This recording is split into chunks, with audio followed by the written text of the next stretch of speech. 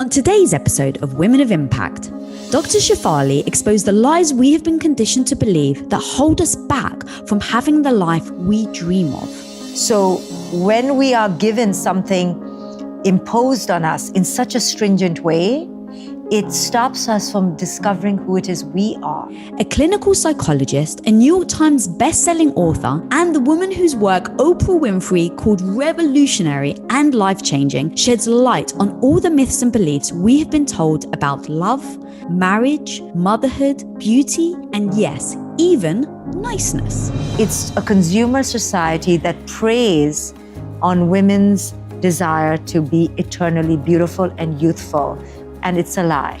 So how do we free ourselves from false beliefs in order to show up every day as our true, authentic selves? We are at war with our own bodies because of this inner critic.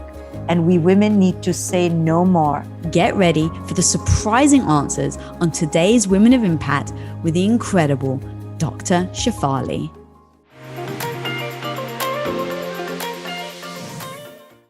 Hope you enjoy this episode brought to you by our sponsors, BetterHelp. BetterHelp is professional counseling done securely online. For 10% off your first month, go to betterhelp.com/womenOfImpact. Enjoy the episode. Welcome to the show, Dr. Shefali. Thank you for having me. You know, we've been wanting to do this for a long time, so I'm so excited. I know, me too. Your book is absolutely freaking amazing. And there's one set part of it that is the thing that I really want to dive deep on. And that's the lies that we've been told. And I actually want to start with a quote, because before I think we get into the actual lies, I want to talk about how we end up with these lies in the first place. Right. And I've heard you very eloquently talk about our belief system. And this quote is literally the opposite to how I thought, which is why I freaking want to go deep. I love it. We think they empower us when in fact they limit us. We believe that we will be nothing without our beliefs, when in fact the opposite is true. We only realize who we are when we are stripped of them. Instead of finding we are nothing, we find that they are nothing. Instead of finding that we need them to survive, we realize that they have blocked us from thriving. Talk to me about that, because I go so strong on the power of belief, but you've just kind of like knocked it down, and I love like new ideas. So Sure. So ever since we are really small, we are given subconsciously by our families and by our culture a prescription list, which is the ways we should be, the ways we should act and behave, and especially for little girls, how to be silent and good and kind and skinny or not, or beautiful or not. And all those pressures come with those prescription lists that our mothers live out, our culture lives out, and we unconsciously oppress ourselves with. So when we are given something imposed on us in such a stringent way, it stops us from discovering who it is we are. So the beliefs become a noose, a cage. They are superimposed belief systems. They're not something we come into on our own through a careful wisdom and evolution. No, they're given to us. Our belief in God, our belief in grades, our belief in achievement, our belief in beauty, youth, marriage, parenthood. We ingest these belief systems and then we robotically follow them. So they encage us, they don't liberate us. I love that so much. And as you were talking, it reminded me of, I was brought up Greek Orthodox, never questioned it. You're Greek Orthodox, God exists. And no one had ever questioned it because I was brought up in a very typical Greek community. And I met my husband, Tom, and one of the first things he ever asked me was like, oh, do you believe in God? And I was like, yeah. He goes, why? Yeah. And I was like, because my dad told me to. I didn't have an answer, Dr. Shefali. Right. And in that moment, I think that's what you're talking about, is that we're so robotic in what we've been told and then living in accordance. Yes. And so we're puppeteered robotically like zombies to believe things because our parents believed in them. And I take each of these belief systems in this book and I debunk them, not to be rebellious for the sake of rebellion, but really to reduce our suffering, because a lot of these belief systems have been nooses around our neck, caged us, stifled us in fear, and left us women in particular puddles on the floor, disenfranchised, lost, and scared to speak our truth. So I debunk belief systems to give us a voice, to give us power, to know that the belief doesn't come before your own self-belief. God, I love that so much. All right, so take me down these debunking. So I want to start with love, and then I'd love to debunk it and then say how we can then think about it in a different way. Yes. So this whole idea of falling in love is really lunacy. You shouldn't fall. You know, I always say, don't fall. Please just be on your feet and be solid in your center. But we've been sold this romantic, this Princess Pollyanna fantasy of you fall. Where are you falling? You're falling into craziness. Anyway, say you fall into love. The first year, at least, by now, when you're an adult, you know that you're not even showing up as your true self. You're showing up as the mask you've been wearing. So you're really falling in love with the idea that someone loves you. So you're falling in love with an idea which is coming from an emptiness. Then we don't stop there. We all know that love, for the most part, when it is like this, do you love me? Do you see me? Do you want me? It's all about me. It's all about my emptiness. And it's a transaction. Because the minute that person looks to the other one, we're like, I hate you. And we're like, what happened to to the love? Because we are conditional beings. We're highly transactional. So love is a transaction. It's a bartering exchange system. You give me this, I give you this. And when that falls apart, the whole relationship falls apart. Yeah. And then there's an agenda to love. Now you have to get married, right? So there's a goal. There's a finite quality. It is defined in a very prescribed way. The ring, the engagement, the marriage, and women especially are trained, if you're in a heterosexual relationship, that if the partner does not give you a ring and doesn't propose and doesn't commit, there is no love. That's not true love. And how are you equating true love with a goal? Right? So love is very much an idea, an agenda. It is something that we have bought into as a fantasy. And most of us have conditional love. I say this about parents and children. It's not really unconditional. We're falling in love with the other's ego that falls in love with our ego. And then after 2 years, when we finally show up with our inner child, the other one panics because they're like, I thought you would be my mother. And the other one is like, I thought you'd be my father. And they both have fallen apart because they're both wounded from inside.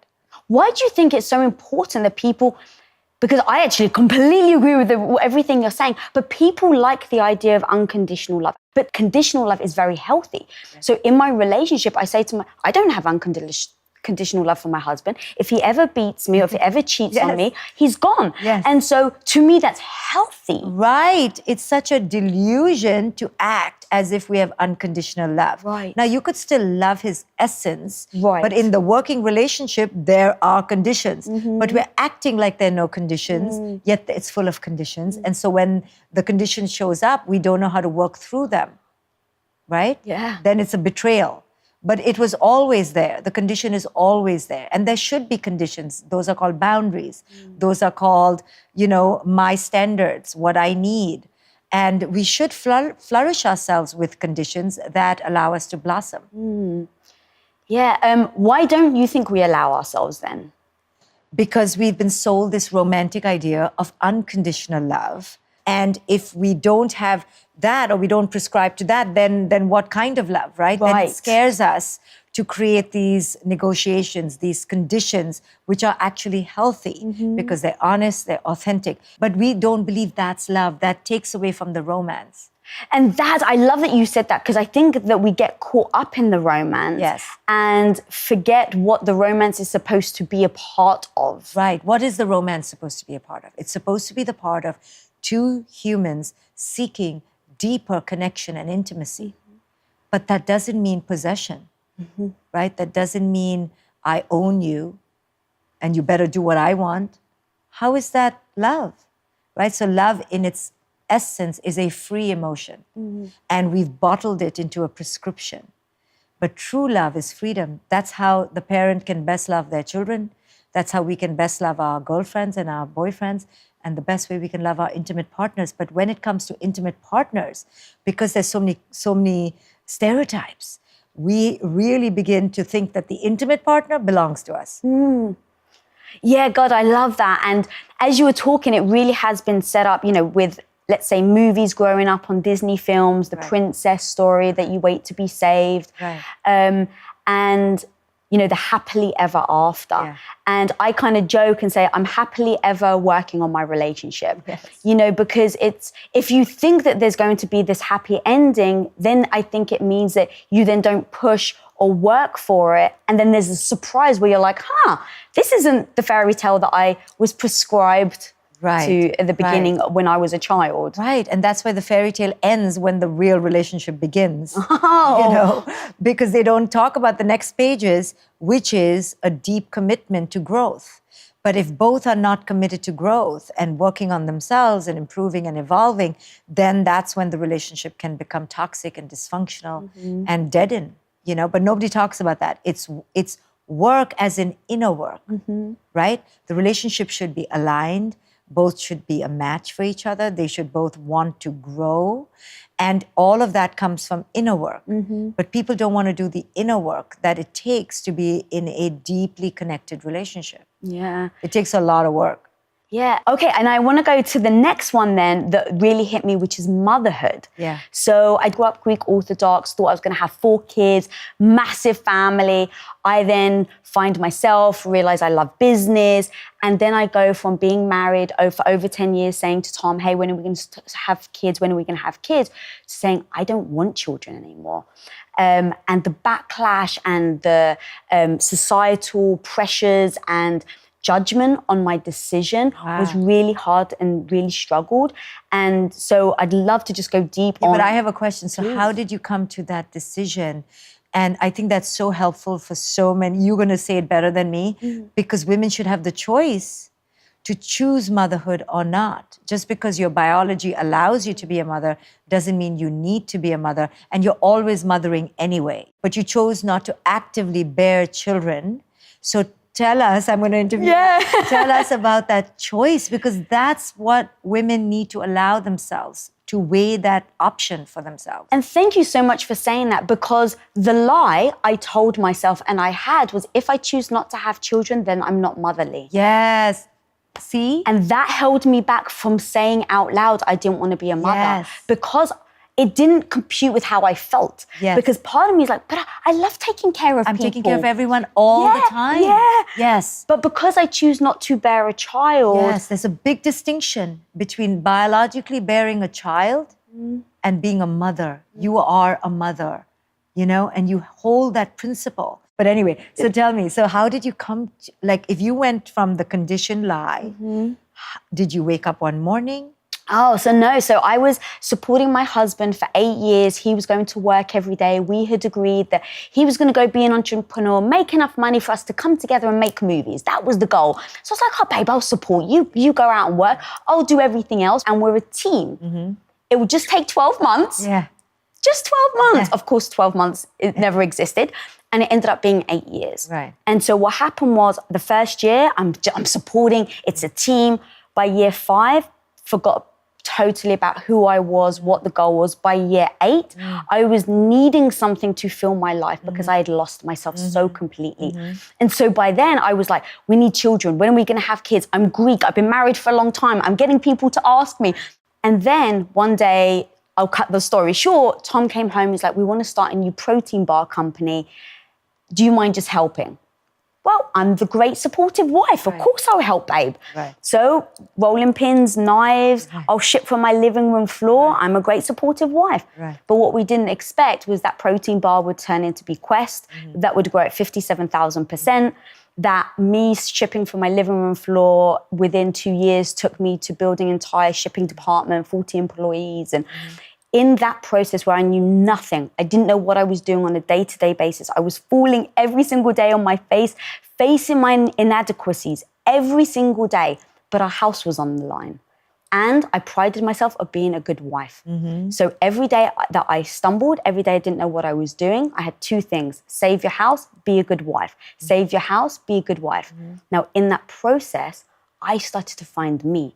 I started to see what I was capable of. I started to be on fire. I no longer waited for Tom to come home and make me feel a certain way. So I was like, all right, like, I love this. And then every day was just a little chip of, I'm really loving this. And then I started to feel guilty that I no longer felt like I wanted children, that I no longer was thinking. It was the furthest thing from my mind. Right. So because of that, I then opened up the discussion with Tom, talking to him about how good I was loving my life. Yeah. And I didn't know if I wanted children anymore. And I was worried about getting judged for it. And at the end of the day, we have a very open communication. And he just said, look, what kind of husband would I be? Seeing how happy you are now and try and take that away from you. Right. And so in that process, I kind of just looked at my life, looked at how I say is, what does an average Wednesday look like? Because I think we can get caught up in the feeling of being pregnant. I know I can at least. Get caught up in the feeling of being pregnant. Get caught up in the feeling of having that child the day it's born, celebrating its birthday. I can get caught up in that, and I know I can. I can even get caught up in seeing a little Tom run around like with his ears. Oh my God, I would lose my mind, Dr. Shefali. So I can convince myself all the reasons why I would love having a child. Right. And then I just ask, what does a Wednesday look like? Right. And the truth is, I love working. I love grinding. I love going hard. Yeah. And so that was how I came to the conclusion. But then it took me over a year for me and Tom deciding to say it out loud. Yeah. Because I did get hate. I got someone saying, you were so selfish. Yes. Imagine your parents never had you. And I'm like, well, I wouldn't be here to have to judgment on it. I wouldn't be imagining. Exactly. So I got so much backlash, so much hate. And it really, because I'm just stubborn enough, it didn't stop me. But that's why I really love that you address motherhood in your look book. what pressure women have to go through. You had to go through internal agony to just say, not for me. Right? You were judged, you were shamed, you yourself had a great crisis of yourself. Like, who am I? Am I really a selfish person? Am I not motherly? Right? So this is what I mean, that just because we can biologically bear children, we have been sold the lie that our goodness, our caring, our mothering comes to rely on whether we actually physically bear children. It's a lie. They're not even connected. So that was a lot of working through. And we women deserve to not have to work through so much. So I'm offering women the permission to understand that you don't have to be a mother. But then I also talk about how mothers don't have to identify with being mothers either. Oh, yeah, let's talk more about that. Because, I'm a mother and I've seen how crazy we mothers are and drive our children crazy, because now we identify with the actual mother-child relationship. And we make that our PhD, our career, our relationship, our lover. We fulfill our needs through the mother-child or parent-child relationship. And the child becomes that object that we use to fulfill our inner needs. So I teach mothers to release that identity, to find your own wholeness through your child. You can't find your wholeness through your child. So stop trying to make your child the perfect child because you want to be the perfect person. Stop trying to make your child the competent one because you feel incompetent. So motherhood has a lot of pressure. Once you become a mother, oh my God, the pressure on that mother to be the perfect mother, to raise the perfect child. And that's what I help mothers also release from, that there is no such thing as a perfect mother and there is no perfect child.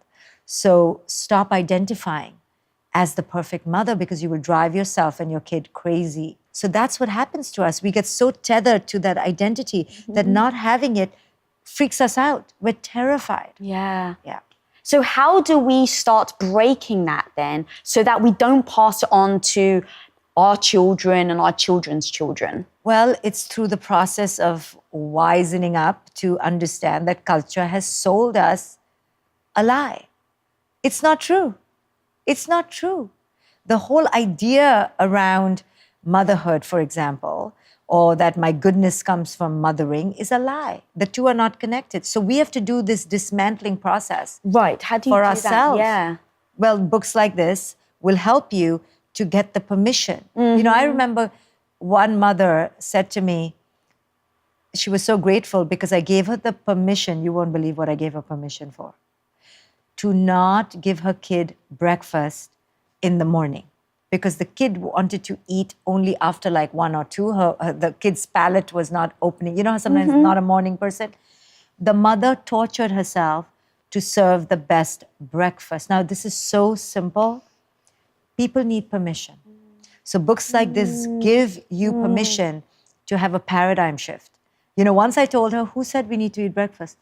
F the breakfast. She's like, really? Really? I can F the breakfast? Okay. That's so amazing. So you needed permission to go F motherhood. Yeah. You don't need it. Yeah. You're full, you're complete, you're whole. Or for somebody else, it could be F marriage, right? We need the permission to believe that there are other options so that we can still feel worthy without what culture has told us. So culture has really curated us into a, museum piece. You do this, then you do this, then you do this. And these prescriptions become nooses around our neck. Look what happened to you. You suffered so much around this one fundamental decision. So if you had just released the pressure that everyone was putting on you, that you had to make a decision right now, Yes.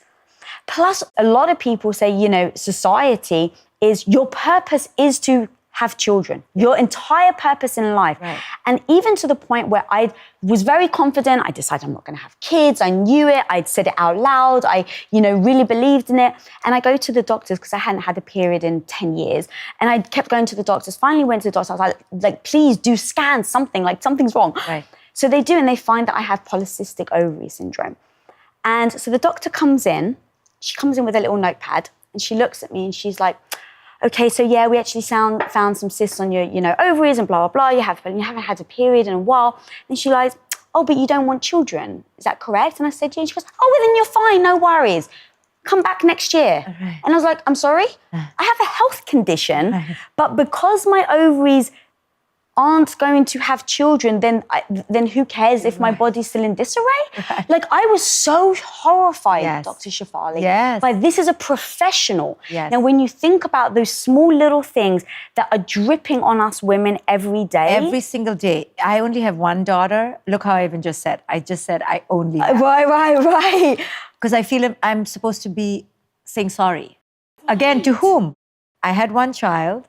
I was told, oh, you only have one? So I began saying, I only have one. Like I felt embarrassed, ashamed. Now I should have 2 at least, because that's a happy family. Then once we have the child, we have to spring back into our pre-natal bodies. And now that's healthy. And then we have to go back to work. And then we have to breastfeed for 10 years. And then we have to make cookies and drop them off at school, walking in it's like so much pressure now. Life isn't simple as it could be. And part of our lack of simplicity, part of our complexity is because we believe belief systems that are not true. Yeah, that's why I love it, because you really do break all those down. And I think it's really important to debunk them, realize that the way that you're thinking is holding the noose around your neck. Yes. I really love that metaphor, by the way. And then just going, okay, so now what do I want to be? Who do I want to be? Because the second I started to break myself of that with, okay, all society keeps telling me, people are saying I'm selfish, or I'm not a good wife because I'm not providing for my husband anymore. I'm not cooking for him. Right. So it's like, hang on. Once I started to build my own self-esteem, my own confidence, I stopped and I was like, what does a good wife look like to me? Yes. To Lisa Billieu, what does a good wife look like? And it's like, if my husband actually said these words, I need you, that I would be there. Yeah. But he doesn't abuse it. I don't abuse it with him. We say it maybe once a year, and that if he knows, if he wants support, I'm going to be there for him. But just like if I want support, he's going to be there for me. And also, I have some traditional things inside. I love cooking for him. I hate doing on a day-to-day basis, but I like seeing him, the smile he gets. So every Saturday, I cook for him. And that's my balance. Monday to Friday, you're on your own. Right. You have to clean, you have to do your own food, Right. you have to get your own clothes. But on Saturday, for my own sake, for what I value in being a wife to my husband, it is providing a meal for him. Right. You decided, you came to the place of redefining it. Maybe you would have said, oh, I can only cook 7 times for you. I want to cook 14 times. You can go that way, you can go this way. But the fact is that you discerned it for yourself and you deconstructed, what does it mean for me? Not what culture decides is good, what I decide is authentic. real for Lisa. And that's what we want women to do through this book is here's the process by which you were fooled or seduced or lied to. Now here are the tools to break it down for yourself. And when you do, you live a more powerful life, more authentic life, more real, more sovereign life.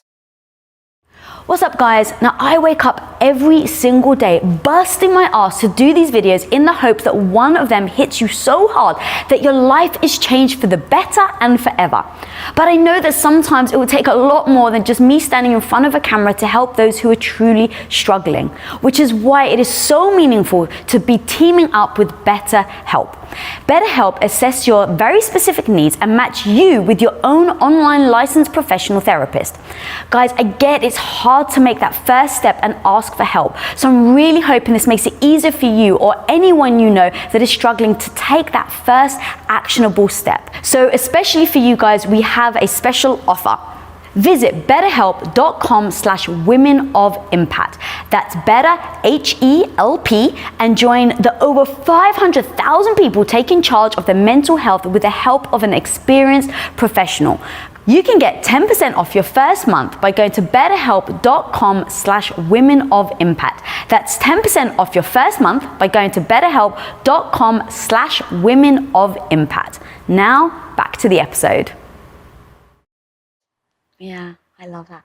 All right, now on to the next slide. Beauty and youth. Yes. Talk to me about that. Well, you know, you and I have shared how growing up we were so commented upon for our looks. Either you're too skinny or you're too fat or you're too chubby or you're too pretty or you're not so pretty. We constantly got comments objectifying us for how we looked, and it tortured us. Even if the comments were sometimes positive. Oh, yeah. Talk to me about that. Yeah. So, when people don't realize that anytime something is overly praised and it's nothing to do with our internal, it's something to do with our external, either our achievement, competence, or our beauty for women, especially, then we identify with that. And then when we're not that, or we see ourselves not being that, it makes us feel like we are worthless because we've been told we are the achievement or we are the beauty. So if we're not that, then who are we? So even if it's like you're so beautiful, now it's a bloody pressure. Now I have to keep being that beautiful. How do you keep being beautiful? It puts pressure on you to be perfect, to be amazing. And this is something I tell parents, be careful when you praise your kid for something external, because they will identify with that as being the way to get worth, and you screw them up for life, and they can't disentangle from that, So either by being called too fat or being called too skinny, you're going to get messed up because you identify with that comment. And culture has so much judgment around how we look. We are raised with a very particular standard of beauty. Women know it. Sometimes it's the voluptuous look, sometimes it's the anorexic look. It doesn't matter. There's always a look that we're all like sheep trying to look like. Do you see the trends? Yeah. Don't subscribe to the standard of beauty. Don't subscribe to this idea of youth because you can't hold on to your youth. And don't mutate your body to serve the needs of this patriarchy. But it's really we women competing with each other. Yeah. Who are we trying to look better than? Our sisters. For the sake of what? So we have to examine the ways our insecurities are breeding this over-competitiveness and how we're mutating our bodies, injecting all sorts of implants and spending hours in front of the mirror and critiquing ourselves. We are so harsh on ourselves because we have internalized the oppressive voice of this toxic patriarchy. The internal critic is brutal. It's way harsher than any societal comments that I get, for sure. We are the ones looking in the mirror and dissecting the wrinkle here, the earlobe hanging here, the little cellulite. No one from the outside is doing it. We are at war with our own bodies because of this inner critic. And we women need to say no more. I got tired of being at war.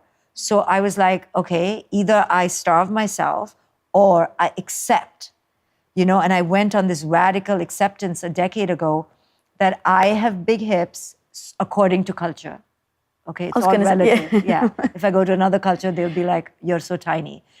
Yes. So I'm very aware. I'm really glad you said everything's all relative. It's all relative, right? And in this culture, they're considered big. And in this culture, I feel really shitty about my big hips. So I'm going to decide that I won't let culture own me. And I'm going to own my own hips and the cellulite that it comes with, And but I see the inner critic because of what culture has done to me, but I can separate now from it and go, that's the voice of culture, that's the voice of the magazines, that's the voice of the standard of beauty, and I'm not going to buy into it. Mm-hmm. But it's a war because we've been so oppressed by it. If I said to you, Lisa, wow, you have wrinkles around your eyes, 100% I've ruined your day. Yes. Why? Because wrinkles are apparently a curse word. And I'm like, why do I not like the wrinkles? Because I've been taught to not like wrinkles. I've been taught that wrinkles means I'm growing old, and apparently growing old is a terrible thing to do. We should have flawless skin. What is this rubbish? Flawless skin. Nobody has flawless skin. That's why we cover up our skin with makeup. I mean, this is a tragedy. I fall into it too. I'm here to be real and human. But I can begin to see how I only suffer when I castigate myself. And I'm learning for myself to neutralize the word cellulite, fat, thin, wrinkles, old. These are judgmental words in culture when actually they're just parts of life. They shouldn't be judgments. But if you tell someone, wow, you look really mature and old, apparently that's a curse. Yeah, I know. And I totally hear what you're saying. It's the stigma we have against those words themselves. The stigma, they're loaded words. So if my daughter said, Mommy, I'm flabby, I would want to protect her against the judgment of culture and say, no, you're not. You're beautiful. But I'm trying to say in this book is, I tell my daughter now, that's your body. What do you want me to do? It is what it is. Love it. If she's like, I'm too short, it's your body. I'm too tall, it's your body. Accept your body. Don't fight it and don't fight aging. I mean, I'm growing old and I want to inject and plump, and the more that's available, it's like a candy store. Oh, I'll take some of that. I'll take some fat here and some.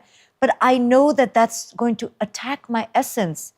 It's going to feed my insecurity. The real empowerment will come when I can look at the wrinkle and go, okay, I accept, right? That's where we need to go. And that's what this book teaches women, how to deal with their insecurities, not to obliterate them, not to necessarily never wear makeup. It's just to see the hunger that lies beneath. Yeah, God, I love that. And you also said actually that, which I love because you're so honest and raw, and that is what resonates with me so much. And I love that you really do point out, it's like, look, we all do covet being admired. Yes. And I think that that's it, right? Is that we admire someone, right? Like I look across from you and I'm like, oh my gosh, she's so stunning. Right. Your hair's amazing, girl. Your eyes are like literally. And so it's like, I am admiring you. Yes. So because I admire you, I think, oh, if I look like her, then I will feel as good as I admire. She's feeling. Correct. Because I admire her so much. And that's where we get faulty, because it's natural to want to be desired, but it's not natural the degree to with which we are chasing being desired in today's era. We have become abnormal and extreme in wanting everyone on social media, strangers to adulate us, everyone to be a fan and a follower. We've become so hungry, we've become narcissistic now. Because we can fix every part of our body doesn't mean we should, right? Just because everything is available right now in terms of surgery doesn't mean we need to. We're losing our essence. We're losing our body. That's what makes us so unique. But now we're all trying to look the same. We're all putting on the same kind of makeup and trying to have the same kind of jaw. And we're looking like replicas of each other instead of true unique versions of ourselves. So I just see us as a tragedy right now, chasing for things to fill us to look the same. I teach my daughter, you cannot be your best friend, but what makes you you is what can never make her her. Now, how to teach this? It's so hard, especially when you're young. Yeah. It's so hard because you do compare yourself to your friends and you don't see when you're young, everyone does want to fit in because you want to be liked and accepted. Absolutely. I see her friends wearing contact lenses of different colors and changing their hair because they're trying to fit in. But I hope that this next generation will have greater worth than we did. Agreed, yeah. And I've really kind of processed me as I get older and as I change and the wrinkles and things like that. I don't have anything against plastic surgery, but the thing that I do tell myself is, how is it going to affect my mind? Yeah. Because that's the thing. If it's something that can empower me, I'm always for empowering. Yes. But I actually completely hear that to me, for myself, there is really no judgment on anyone else. But for me, I know that it would be a trigger to then start things of not accepting other things about myself, which is why I don't start, because I know myself well enough that it would be a downward spiral. Yes, and that's the key. I'm not against it at all. When I gave birth and I had a C-section, I had a misfiguring here and I had to redo it. And I went through a lot of shame. Oh, you want to do plastic surgery? Right? So either way, there's shame, right? If you don't do it. I'm not against it at all. But again, that you have to discern for yourself. Is this going to set you off on a cascade? Will you know when to stop? Is this going to give you what you were looking for? Or is it going to set you up now for wanting more and more, right? And each woman has to decide that for themselves. And if it's a little bit here or a little bit there and it's really going to help you, of course. But don't do it because you think that if I look like that, I would be happier, because you're not happier. Yeah. Agreed. And with the age thing, I just think, okay, I actually had a guest that told me this and it hit me so hard. I remembered it ever since. And it was like, well, you got two choices: get older or die. And I'm like, it's so matter of fact, but I'm like, you're so right. Like, don't we all want to get older? But women are told that they cannot look old. That's why. Look at the difference between a 50-year-old man on average and a 50-year-old woman. She's coloring her hair. She's doing her hair. She's got her eyebrows done. She's got all done up. And the guy is just hanging loose, graying, losing his hair, punch. He's not so concerned as she is, because we've been stereotyped to be desired for our youth and our beauty. And part of it, I was, discussing with Tom in another interview, part of it is biological, but we've gone so far in wanting it, we've stopped accepting the natural process of aging. Yeah. And we have to claim that back. Culture's always going to sell us. You can be flawless and youthful for the rest of your life. It's going to lie so that we buy products. How many creams do you have? Right? This anti-wrinkle, this anti-aging. We all buy Oh, yeah, totally. I have I could open a pharmacy. Yeah. Right? Because I'm thinking that serum is going to do the trick, right? Yeah. And then you look 3 weeks later and you're like, did it work? Did it work? And it's all the same, right? So it's a consumer society that preys on women's desire to be eternally beautiful and youthful. And it's a lie. Yeah, and I get really, because I love business, I really get torn, because it's like, well, companies wouldn't exist if people weren't buying their product, right? They would just go bankrupt. Like, if you have a product that no one is buying, you wouldn't exist. Right. So it's this perpetual refeeding itself, because companies open up, women go, oh, you can make me younger, so we buy it. The company gets more wealthy, right? Because it's succeeding, because people are buying the product. Right. So then it becomes this perpetual thing of, oh, this works, so keep doing it. Right. Well, it doesn't work and it never works, but there's an illusion that it could work because it works for the short term. So I mean, it works as in people are buying the cycle works beautifully. Correct. So companies create a need to solve the need. Right. So create the need to solve the need. But that's where the consumer, especially us women, need to go, I'm fine being old. I'm fine with my wrinkles. I'll just use this basic face cream and end the profit making. But it's anti-entrepreneurial. I get it. But we got to stop feeding our own insecurities. And that's the thing. Even as you're talking, I'm like, everything you're saying, I agree. But I'm still going to go tonight, take my makeup off and put that anti-wrinkle cream on. No, we will. But it's how many and how much. And how it affects you emotionally, I think. If you're like, this has to work, otherwise I won't feel good. That's what we're talking about. If it's contingent on our worth.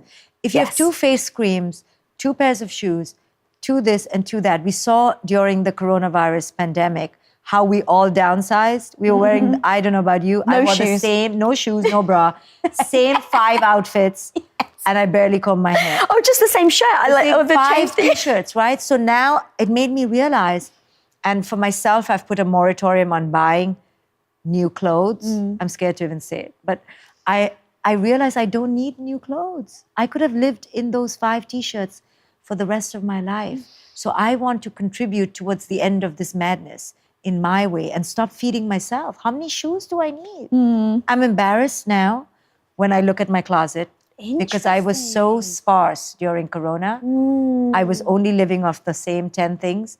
And when I look at my closet now, I go, who was that person? And the jewelry, I mean, I'm embarrassed. I never used to go without earrings and jewelry. And now I can't put it on anymore. But did you hear that plastic surgery has actually gone I up know. because on Zooms you look at yourself? Can you imagine? It's Because of heartbreaking. Zoom now. I just heard about it. So now tell me, if everything is going to feed our insecurity, that's what this book teaches women. Don't buy into the madness because there's no end to the madness. And this book really empowers women to find their true warrior, their inner goddess, their sovereign queen. You know, I talk about the queen energy. When we begin to occupy the power that this book speaks to, sure, we'd still wear the earring and you'd wear the watch, but you won't be hungry and you won't feel lesser than without it. And that's liberation. I can be with the watch or without the watch. I'm as powerful. That's liberation. I freaking love that. All right, now let's talk about niceness. Talk to me about that. Well, you know, just quickly, you know, women have been indoctrinated to be sweet and kind and obedient and loving. And what are other words? Good, Yes. right? So little girls take that in and we believe that if we're not nice, AKA the bitch or a slut, oh my goodness, we are to be ashamed and we are not worthy. So we try very hard to be very nice. So we allow people to invade our boundaries. We allow people to get their way. We shut up when we should be speaking up. We're waiting to protest. We take a long time before we go, that I should have said no to. So our mandate needs to change from being nice to being real, to being authentic. So when my daughter is not so nice, but she's damn authentic, like she'd be like, Mom, I really don't need your opinion right now. I'm like, you're so mean, right? Because that's what you're so mean. And she'd be like, I'm just telling you the truth. So I would rather that than her being fake to be nice for my ego. So this is a big one for women because we really want to be the good girl, the people pleasers, the saviors, fix everyone else's life. And then we lose ourselves. And slowly, by the time we're 50 or 60, we are a speck of who we were. That's why we want the grandchildren to repeat the cycle again, you know? Can I please now take care of grandchildren? Now, there's no harm in being a nurturer, but if it's a pattern, robotic pattern, then we need to question it. Yeah. I saw a video where you said it was something like, we just need to embrace being called a bitch. Yeah. Talk to me about that, because I literally laughed out loud when I heard you say that. Because, you know, because we've been so trained that being nice is the way to be, at least for me, every time I heard the word bitch, I would lose it. You know, I'd get depressed. I think the person didn't love me. I think they had insulted me. Now, may have meant it as an insult because it's meant as an insult. But I began to reframe it and I began to realize the only time I was being called a bitch is because I was like standing up. I was pushing back. I was going, no. I was being dominating and people didn't like that. So I was a bitch. So once I understood why I was being called a bitch, I made friends with the term bitch so that I could keep being the bitch. And because if you can't take it and you take it as an insult, you shrink away from it back to nice girl and you lose your voice. So I'm like, call me what you want. Call me an idiot, call me a dumb, call me anything. Once you begin to deconstruct that these are just labels, projections from people and culture, have nothing to do with your essence, you're like, I get it. I can see why you think I'm dumb. I can see why you think I'm a bitch. It's all in your own movie. It has nothing to do with me. Because I'm disagreeing with you, I'm suddenly dumb. Because I'm disagreeing with you, I'm suddenly a bitch. I get it. I understand. I respect you. You have every right to hate me. You have every right to judge me. I don't believe I'm entitled to people's approval. And I'm not desiring of it either. But I'm certainly not entitled to be liked by anyone, including my child. Everyone can have their own relationship with me. The key is, do I have a relationship with me? And when you get really centered in that power, I love me, I like me, I back me up. Yeah, I make mistakes. Yeah, I F up all the time. But I got me. Once you become your own lover, your own partner, your own best friend, your own parent, now that's liberation. You're not like seeking people to give you what you want. And do you repeat that to yourself then? Because in those moments, right, where especially like if it's someone close to you, like your daughter or a parent or a best friend or a partner, when someone is saying like whether, you know, they're calling you a bitch or something else, in those moments, you still want to be liked, right? And it still does sting. So how... it hurts terribly. But because I'm a therapist and I do this work all the time and I'm helping people deconstruct out of that hurt, I can do it faster for myself. So how would you advise someone like... So I realize, and I teach people, that the part that's hurt is not your true essence. Your true essence is not hurtable. Your true essence is not destructible. Your true essence is not rejectable. What's getting hurt is your idea that you need that person to approve of you. What's getting hurt is your void, your emptiness, your empty self. You know, the need is getting hurt. The need is being rejected. If you are touching your true self, nobody can hurt you. And guess what? That person is not hurting you from their true self. They're hurting you from their ego because they're hurt. So once you understand it's just a game of like mirrors, smokes and mirrors, you're like, okay. That hit me so hard. That was so good. It's liberation when you understand what is getting hurt. There's no such thing as you are hurt. There are aspects of you. There's the true self and the false self. The false self is getting hurt. The ego is rejected. The true self is unrejectable. Now, when you live in your true self, imagine the liberation because you are the queen. You know, you're not destructible. So all of us have a true self waiting to welcome you. All of us have a true self waiting to contain you, to hold you. We have divorced ourselves from our true self. The true self is like, come to me. If you live within me, you will never be hurt. Sure, you'll be sad, you'll be happy, but you won't be devastated anymore because I got you. And that's what this book does, is take women from their lost self, their false self, back home to their true self. Ooh, that was so good. The last thing I want to touch on, which again, it was like, I love how the language you use in the book. I love how sometimes I think I know where you're going to go and then you throw a right hook. I don't see it coming. But you talk about toxic femininity, which I've very often spoken on the show about toxic masculinity, but I'd never heard of the toxic femininity. Can you break that down for me? Well, when that niceness becomes servility, when adaptability becomes lostness. You know, the good qualities of the feminine, the good qualities, the powerful qualities of the feminine are caring, nurturing. We're lovers, we're connectors, we're empathic, we're from the heart. But when it becomes toxic is when it goes extreme, right? When now you're nice, but you're not nice to Lisa. When you're so adaptable, but you're compromising all your own values. Right? When that becomes extreme. In the same way, masculinity is what we all need too. We all need the feminine and the masculine. But when the masculine becomes toxic, right? When good boundaries becomes violator of boundaries, that's toxic, right? One is to have good boundaries. One is to have such good boundaries, you invade other people's boundaries and don't care. Or being logical is a masculine quality. But when the logicality becomes excessive rigidity, that's toxic, right? When it loses the heart. So I talk about these two principles in the book about be careful. Where are you on the spectrum of masculinity and femininity, and have both playing for you. But again, this takes self-awareness and the inner work. It takes you to be aware of yourself. Yeah, and also anger, correct? So you say, we're taught to kind of, for females to move away from anger, but you actually, talking about the masculinity, it's like, no, you need to harness the anger. Right. Anger doesn't have to be rage. Right. It doesn't have to be an alcoholic blackout. It doesn't have to be abuse of another human being. Anger is a powerful protest against inequity, inequality, injustice. How can you not have anger?